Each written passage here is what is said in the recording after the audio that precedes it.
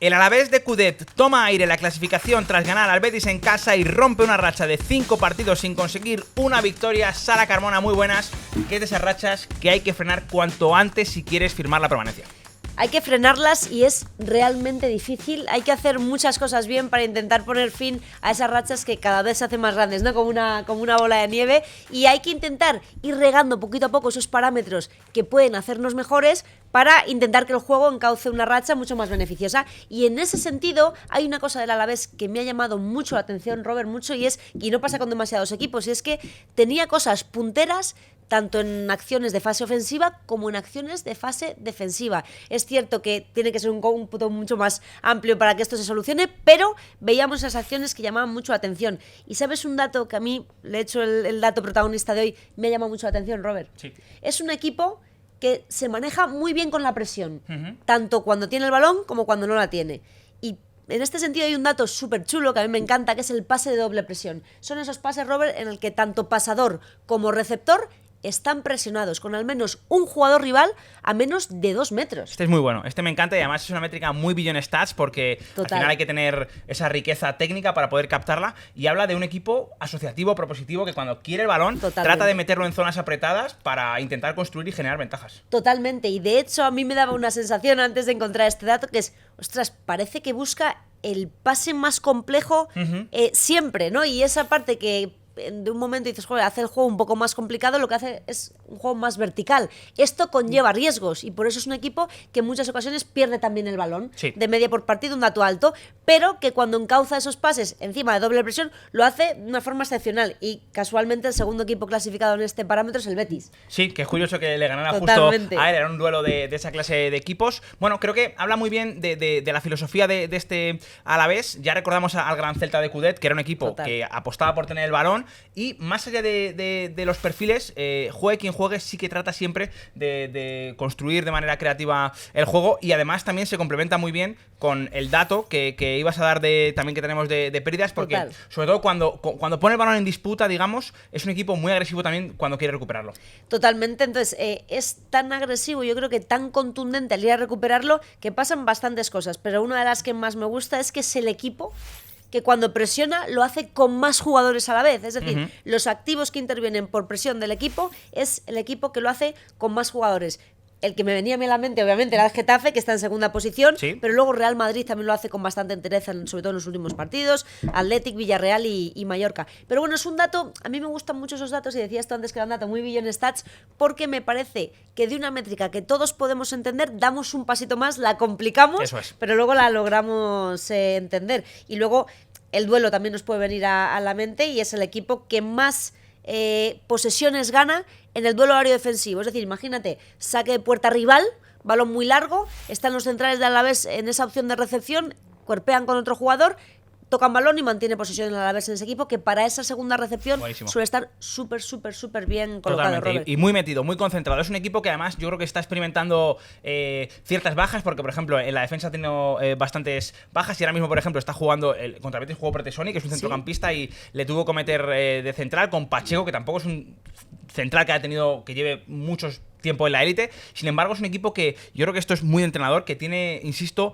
ese carácter, que tiene esas ganas, y que creo que por eso están lidiando bastante bien con todas las bajas que tienen y manteniendo esa filosofía. ¿Tienes una imagen para Tenemos enseñar? un vídeo para intentar poner imágenes, lo que decimos, a estos datos que son tan complejos, ¿de acuerdo? Y es que quiero que veáis cómo empiezan las jugadas y cómo avanzan. En este sentido, recibe ya apretado el jugador, vemos que de nuevo tiene presión a la hora de tocar balón y recibir, un jugador a menos de 2 metros, y a la hora de encauzar ese posible remate, otro jugador a menos de 2 metros. Pero mira, quieto, vamos a volver a ver la jugada. Muy bien, Blanco ahí, recuperando. Ahí parecía que ya estaba en una posición un poquito más beneficiosa, pero de nuevo, los dos últimos pases antes del remate, que no acaba en gol, apretados. Hemos visto que están apretados. En esta secuencia, que creo que son unos 11-12 pases, menos 3...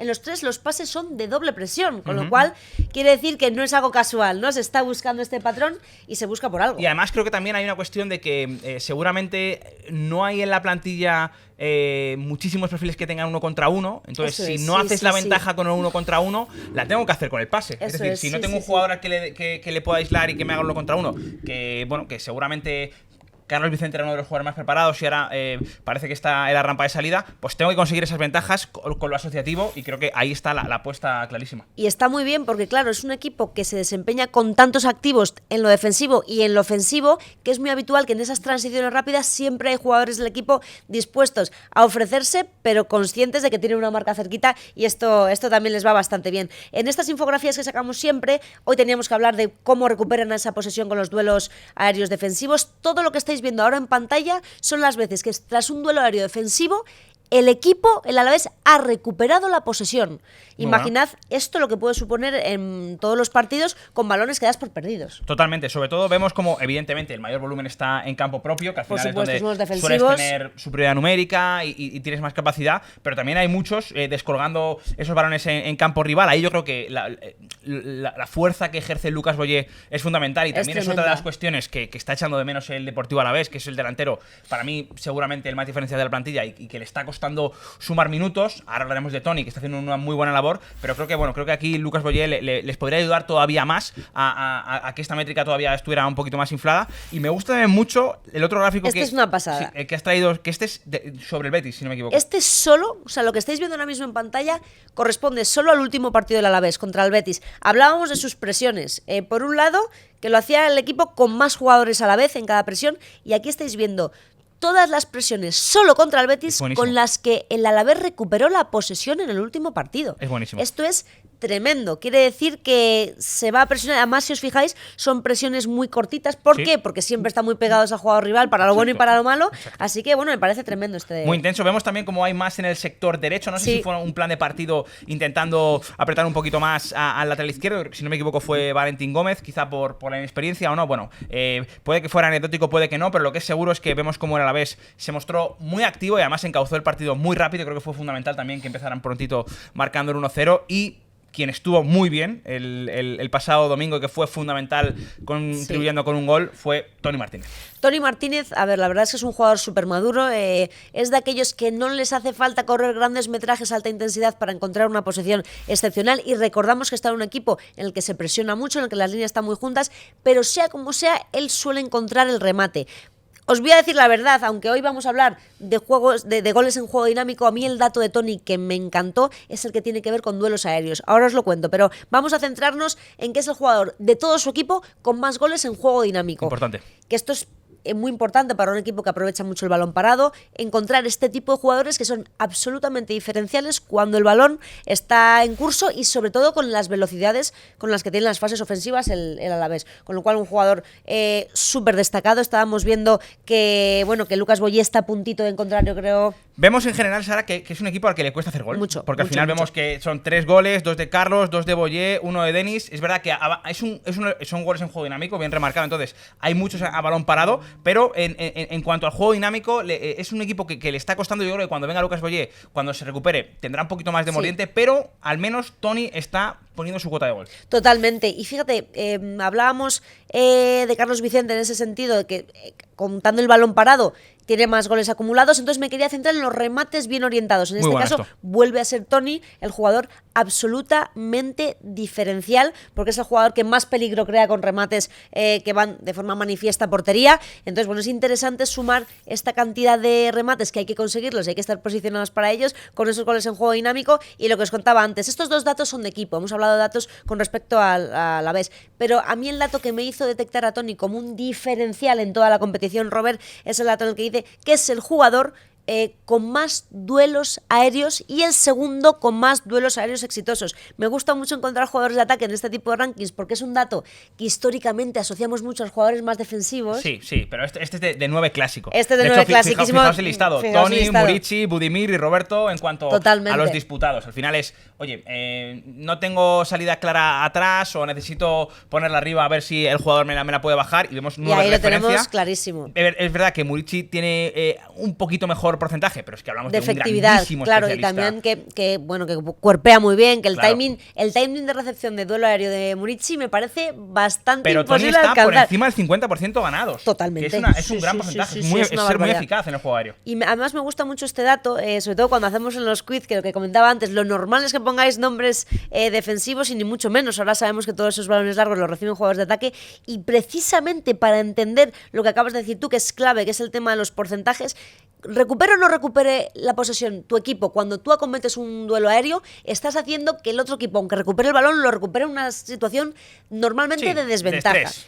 Efectivamente, pero si además vemos este mapa de duelos aéreos de Tony, que es espectacular, son todos los duelos aéreos verde los que ha recuperado su equipo la posesión, rojo en el lugar en el que después de ese duelo aéreo no ha recuperado directamente la posesión su equipo, pero que muy probablemente después de esa segunda jugada lo haya podido recuperar, y más en el caso de Alavés, que ya hemos dicho, el mejor presionador en cuanto a actores acumulados de la liga, con lo cual... Me impresiona, Sara, mucho porque sabemos que hay más verdes que rojos, Sí. pero que dentro del área rival hay bastantes más verdes Sí, que rojos. sí, y sí, es sí, seguramente sí. el lugar donde más complicado es ganar esa clase de duelos. Pero claro, yo creo que tiene una capacidad de ganar ventaja posicional en el área tremenda, porque como tantos compañeros están metidos en el área y tantos son los rivales que tienen que andar marcando al resto de jugadores, que es muy probable que con esos movimientos que hacen, que parecen un poco caóticos y ni mucho menos, De son 9. movimientos de 9 que dejan a Tony habitualmente solo. El mejor ejemplo lo tenemos en la Totalmente. en la táctica, Sara, en el gol. No sé si...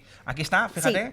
Cómo recupera ese balón Pablo Ibáñez y fíjate cómo está ahí. Se separa el metro justito de Bartra. Perfecto para ser ahí receptor y hay que rematarla después. Y Así de si bien, te ¿eh? fijas, está perfectamente el Betis enfocando tanto al pasador como el resto de opciones de pase, dejando la espalda de Tony bastante descubierta, Sí. que parecía que aún así Bartra con un pasito hacia atrás iba a recuperar perfectamente, pero la parábola del pase la tienen Es que más es que eso, cogida. es que el pase de Pablo es pase buenísimo.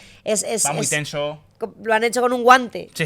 Pero además te fijas, Está vas diseñado. viendo y ese pase es súper prototípico. Es un pase con mucha parábola para que la marca que creen que está cubriendo a Tony no sea posible No pudo. y acaben con ese remate. Y si te parece, Robert, acabamos con un mapa de calor.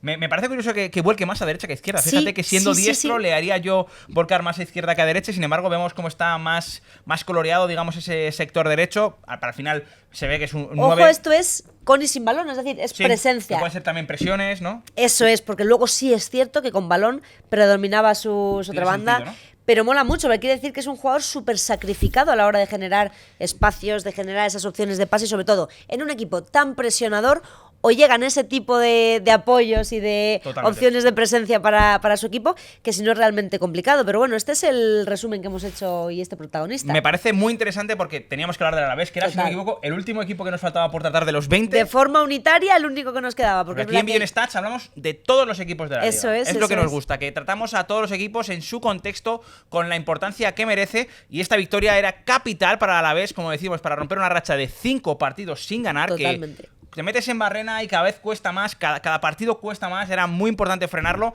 De un gran equipo como el Betis. Se pone 15º en la tabla con 22 puntos. Ahí hay una zona de tráfico, también está el Rayo, está el Getafe, pero al menos sale ya de descenso el Alavés y se trabaja mucho mejor, Sara, Sí. evidentemente, esta semana. Y fíjate, con esa victoria que hablábamos, el aire que cogen, ¿no? Sí, sí, sí. Van a trabajar mejor, yo creo que las ideas se van a plasmar mejor. Aún así, a pesar de todo, creo que es un equipo con ideas claras y demostradas, ¿eh? Sí, A ver para mí. si muy sacrificadas físicamente, a ver cómo van. Evidentemente, tendrán que hacerlo y al final ahí tendrá que seguir el Chacho azuzando al equipo, pero es garantía, ya lo consiguieron en el pasado y tienen, digamos, esa imagen para conseguir volver a permanecer otra temporada más en la Liga EA Sports. Hasta aquí el análisis de hoy del Deportivo Alavés de Cudet. Nos vemos el próximo miércoles con más la Liga Beyond Stats. Hasta otra.